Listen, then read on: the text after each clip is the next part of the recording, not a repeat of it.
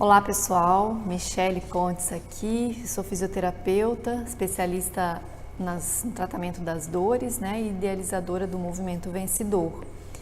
E hoje eu queria comentar com vocês aqui nesse vídeo a respeito desse livro que alguns já devem conhecer, que é A Biologia da Crença. Esse livro me chamou a atenção a partir de um seriado que eu assisti e também a partir de uma pessoa que me indicou, me fez a indicação desse livro, porque vocês sabem, a gente que trabalha com dores, muitas vezes a gente recebe pessoas que acreditam que só um milagre vai resolver o problema delas, Então, é do meu interesse entender também como que funciona os bastidores da nossa mente e a função que a mente tem na solução dos problemas da coluna, nos problemas de dores de modo geral, principalmente dores crônicas, dores inexplicáveis, dores difíceis de tratar.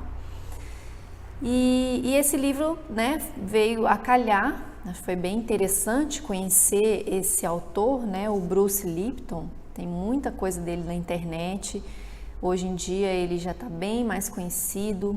Logo que ele lançou esse livro, ele sofreu muito preconceito, Teve muitas críticas esse livro, ele foi tão aclamado em alguns pontos, mais recentemente, mas logo no início ele sofreu sérias críticas porque ele atacava frontalmente alguns dogmas da ciência, como por exemplo o conceito de que a genética é que define a trilha da nossa vida, que define o nosso rumo em termos de doenças, em termos de comportamentos. Essa é uma ideia da época de Darwin, que a genética, os nossos genes, guardam as informações que definirão nosso destino. E ele contrapõe frontalmente essa ideia, dizendo que uma boa parte da nossa resposta biológica, nossa resposta física, comportamental e, de modo geral, a nossa saúde, depende muito mais do ambiente ou de como nós vemos o ambiente, de como nós percebemos esse ambiente. Ele usa essa palavra, percepção, para mostrar como que essa percepção influencia nos nossos receptores celulares e, portanto, através deles a gente pode desencadear doenças ou não. Então ele faz várias comparações. Hoje em dia vários autores já comentam também sobre essa teoria, Então a gente tem hoje em dia uma área específica da biologia chamada epigenética, que estuda justamente a interação da nossa genética com o nosso ambiente, com o ambiente em que a gente vive, com as experiências que nós vivemos e principalmente sobre o modo como cada pessoa lida com essas experiências. É um assunto bem extenso, bem polêmico e bem instigante para a gente se questionar, a gente profissional da saúde e também você que talvez tenha aí uma questão de saúde grave, uma questão que não consegue resolver, que por mais que você tente, por mais que as pessoas te deem orientações, você procure métodos, técnicas, soluções, remédios, de tudo que é tipo e você não consegue uma solução para o teu problema. É importante, a gente questionar outros aspectos muitas vezes subjetivos, não tão palpáveis, não tão visualizados no exame, que são as questões da nossa mente, as questões da nossa forma de perceber o mundo. E eu gostaria de destacar nesse livro, eu acho que é interessante a dica, depois vou deixar aqui na descrição os dados completos, para você que tem interesse em entender um pouco mais, dessa questão. Eu destaco aqui um capítulo 5, que é sobre biologia e crença. né? Por biologia, a gente entende os mecanismos de funcionamento do nosso corpo, né? Os mecanismos de funcionamento biológicos, todos os mecanismos que produzem funções celulares, que produzem funções orgânicas, que fazem o nosso corpo funcionar como um todo, desde o nível celular, tecido, grupos, órgãos, sistemas e o organismo como um todo, tá? Então, esse é o processo da biologia. E a crença é o processo mesmo daquilo que você entende do que está acontecendo com você, daquilo que você percebe do ambiente, daquilo que você tem de conhecimentos e de bases e de aprendizados que te ensinaram, né? Ou coisas que você pensa, tá? Sobre o teu problema ou sobre a tua condição. Por isso a gente vai então entender como crença. E qual é o nosso maior interesse, né, aqui nesse livro que eu vou destacar para vocês? É a importância e uma coisa que está sendo recentemente mais explorada pela medicina, que é o chamado efeito placebo. Acho que a maioria sabe o que é esse efeito placebo, né? Mas a gente pode explicar um pouco para ficar mais claro. Afinal de contas, nossa intenção aqui é trazer informações, trazer conteúdo importante e relevante, né?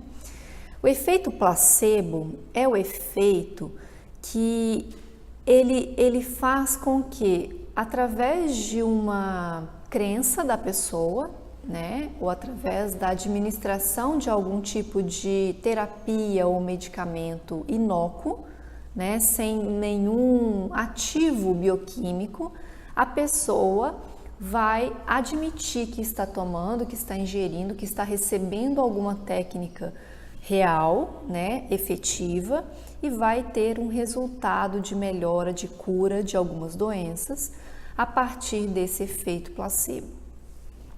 O efeito placebo ele é muito utilizado em pesquisas sérias, né, de princípios medicamentosos e princípios de terapias mesmo, para comparar, né, grupos em que receberam tratamento real, com ativos químicos reais, e grupos que receberam pílulas de açúcar ou de farinha ou elementos inócuos para aquele fim que se propõe.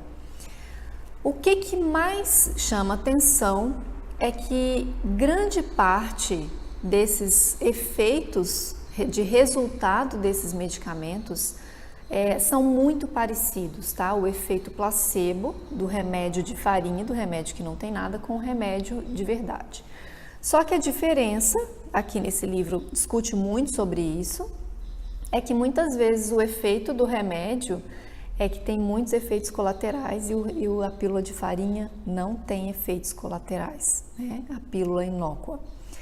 O que faz a gente pensar, e que me intrigou muito quando eu fui lendo, à medida que eu fui lendo o livro, é o seguinte: bom, se nossa mente é capaz de gerar resultados de melhora apenas com a ideia de estar recebendo um tratamento, uma intervenção que está sendo positiva, que está sendo, né, visando o tratamento dessa doença, o que nós somos capazes de fazer, né? O que a nossa mente é capaz de gerar de estímulos bioquímicos internos de cura e que mal são aproveitados por nós, mal são explicados. Aliás, a própria ciência relega isso a segundo plano, né? Deixa isso muito de lado muitas vezes, em função de não saber explicar o porquê que isso acontece, né? Essa questão da mente é um campo realmente muito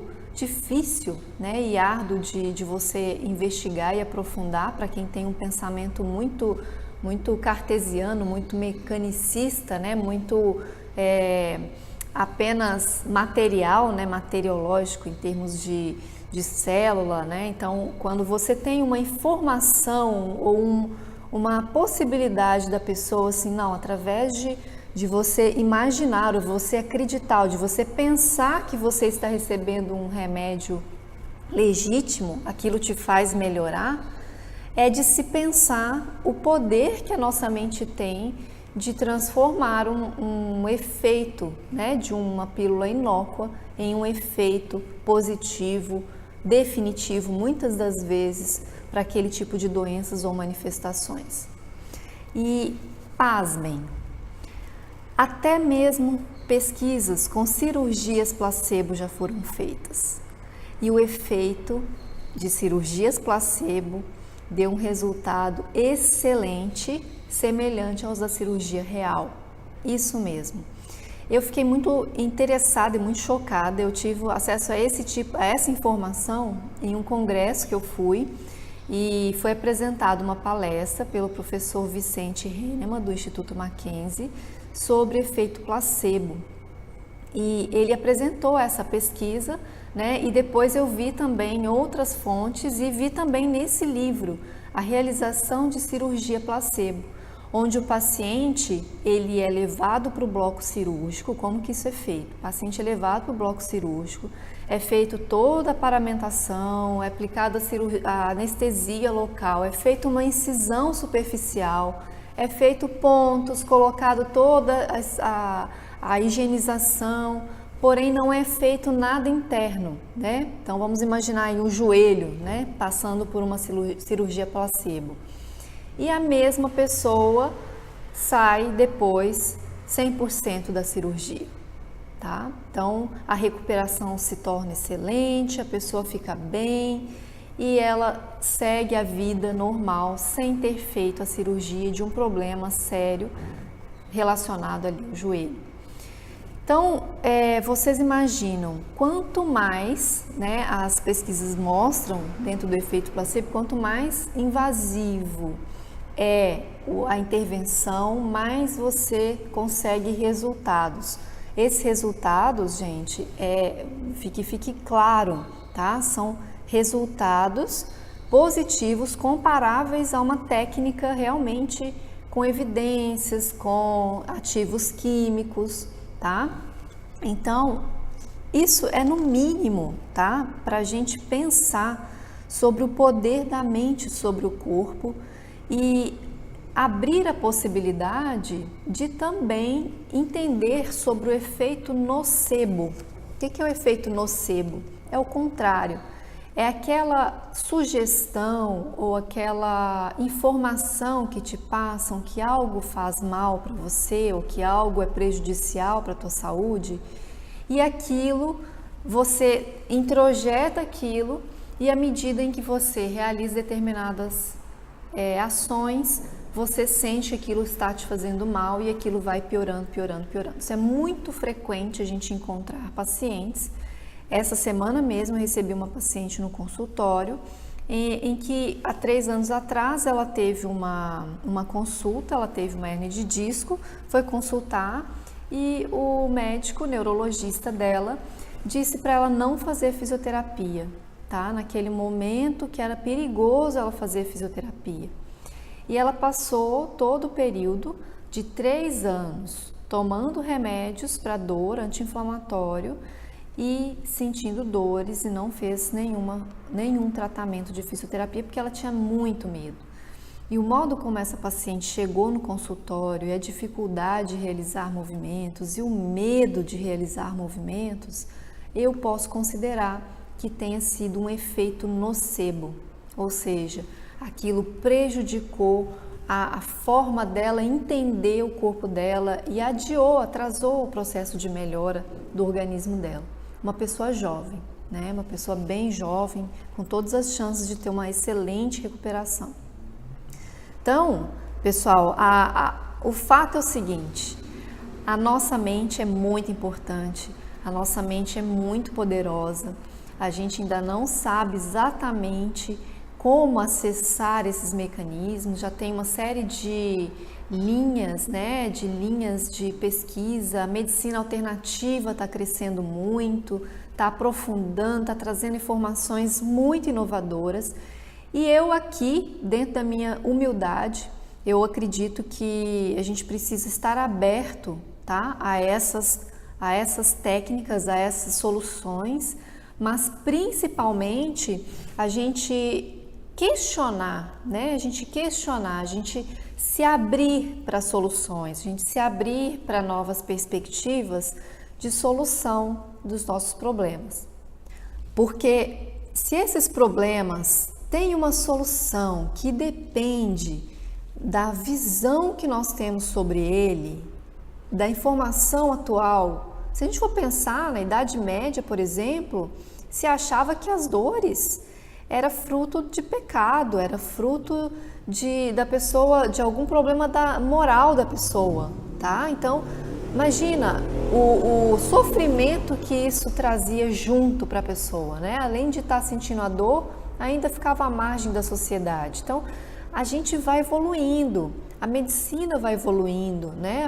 Os métodos vão evoluindo.